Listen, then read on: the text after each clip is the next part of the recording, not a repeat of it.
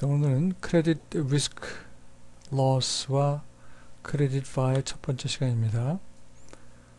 먼저 파생상품 관련된 거래에서의 크레딧 리스크 얘기입니다. 세 가지 경우를 상정할 수가 있는데, 이 파생계약이 항상 자산인 경우, 항상 부채인 경우, 그 다음에 자산과 부채를 반복하는 경우, 그 각각의 경우를 수식으로 표현하기 위해서 노테이션을 지금 등장을 시켰고요. 근데 이제 가정이 부도 확률은 파생상품 가치와는 서로 독립적이다 라고 가정을 했고, T1, T2, Tn은 부도가 나는 시점이고, QI는 TI 시점에서의 부도 확률이고, FI는 그때의 계약의 가치고, R은 회수입니다. 이럴 경우 TI 시점에서 부도가 났을 때의 예상 손실은 이것이 파생상품 예상 가격이라고 그랬을 때 부도 확률 곱하기 1 마이너스 회수율로 구해질 수가 있을 거예요. 그런데 여기서 1 마이너스 회수율 곱하기 QI 파트를 우리가 UI라고 표현을 하고, 나머지 파트를 VI라고 하면 이런 형태로 이 식을 다시 쓸 수 있을 겁니다. 그러니까 부도가 났을 때 그 손실의 전체 현재 가치죠. 그러니까 이 전체 손실, 부도가 났을 때 파생상품 손실 총액은 현재 가치로 이렇게 표현이 됐을 때 UI는 요 의미고, VI는 TI 시점에서의 요 페이오프를 모든 가능한 시점을 다 종합해서 이런 형태로 표현할 수가 있다는 거죠. 그러면 이제 조금 전에 이 공식을 활용해 가지고 파생상품이 항상 자산인 경우, 그러면은 요 맥스 값이 이제 필요가 없죠. FI가 항상 자산이니까.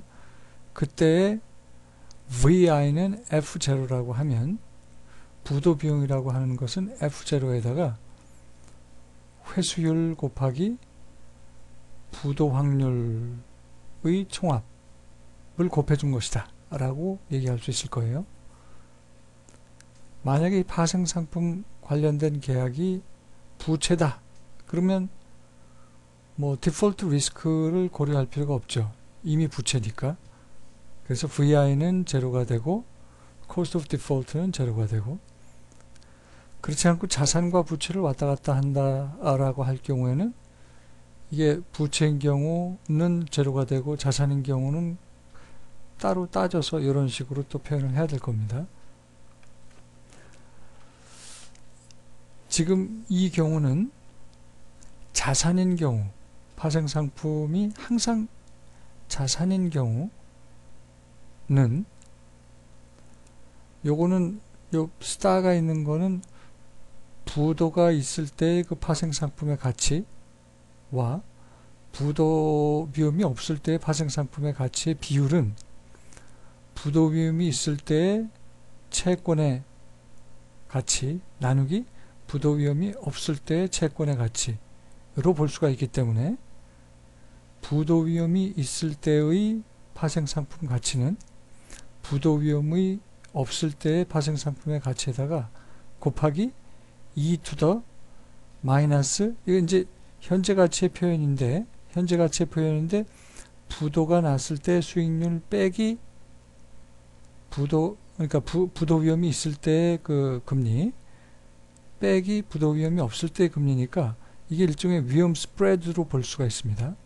그걸로 위험 스프레드를 가지고 일종의 현재 가치화 해주면 부도 위험이 있을 때 파생상품의 가치가 나온다는 거예요.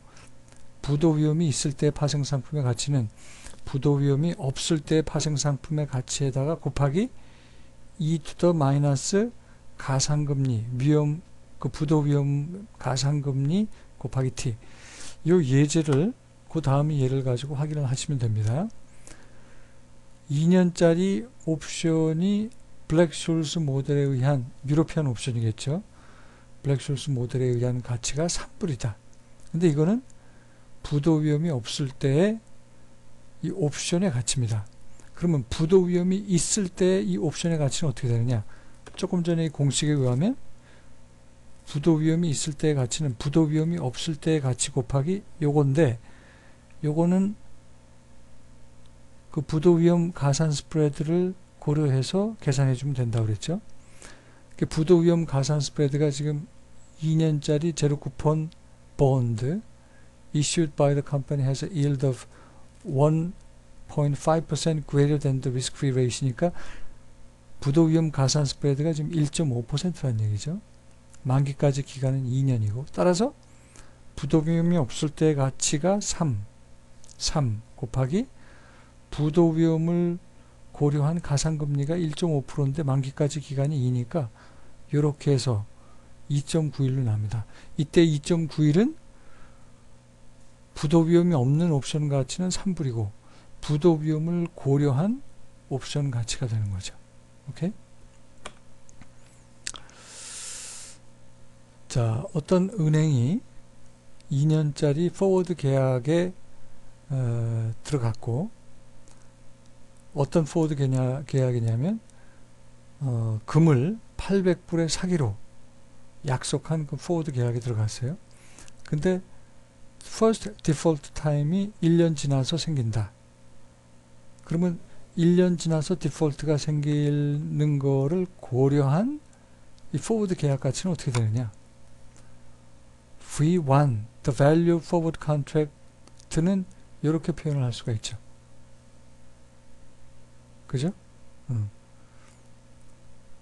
이때 요 현재 가치화 시키는 e to the 마이너스 0.5 곱하기 1.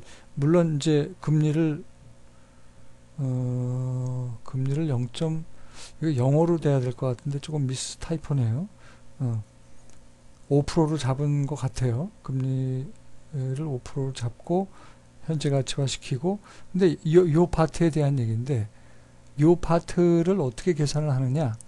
요 파트는 마치 유로피안 콜 옵션 1년 후에 만기고 기초자산 F1이고 행사가격 800불이라고 볼 수가 있기 때문에 요 파트는 그 블랙숄스 모델로부터 계산을 해서 그걸로 구해서 60.6이라고 놓고 이렇게 구할 수가 있다는 거죠.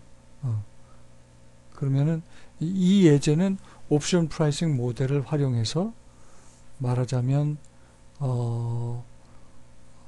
부도 위험이 있는 포워드 계약 가치를 계산한 거라고 볼 수가 있습니다.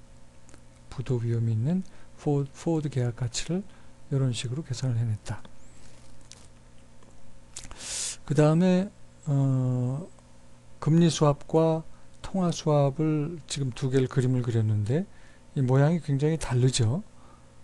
그 이유는 부도 위험은 똑같은데 이 통화 수합은 원금을 교환을 하잖아요. 시작할 때 교환하고 끝날 때 교환합니다.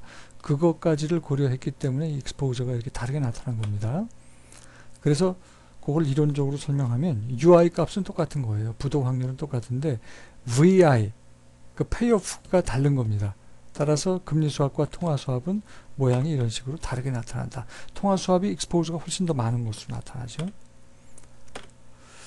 그 다음에 이 부도 위험은 엄밀하게 얘기하면 내가 부도날 위험도 있고 상대방이 부도날 위험도 있기 때문에 투사이드다 라고 볼 수 있고요. 그런 의미에서 통화 수합의 가치는 원래 부도 위험이 없을 때 통화 수합의 가치에다가 양쪽이 부도 위험이 났을 때 그 조정하는 거를 동시에 고려를 해준 겁니다. 그래서 X랑 Y랑 통화 수합이 있을 때 그 부도 위험을 고려한 통화 수합의 가치는 부도 위험이 없을 때 통화 수합의 가치에다가 상대방 부도 위험을 조정해 줘야 되고, 그 다음에 내가 부도가 낼 가능성도 있어요. 나한테 유리하면 내가 부도를 낼 수도 있는 거죠. 그 조정을 해주면 이런 모양이 된다는 거죠.